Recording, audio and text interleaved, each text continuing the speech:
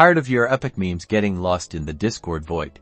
Let's get your images uploaded to Discord like a pro, making sure they actually get seen. Here's a quick step-by-step guide. First, navigate to the Discord channel where you want to share your image.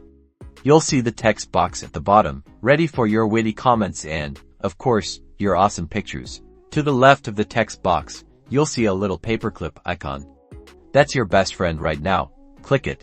Clicking the paperclip will open your file explorer. Find the image you want to upload. It could be a JPEG, PNG, GIF, or even a video file. Once you've found your image, select it and click the open button. The image will now appear in the text box as a preview. You can even add a caption or comment above or below it. Once you're happy with your image and caption, simply hit the enter key.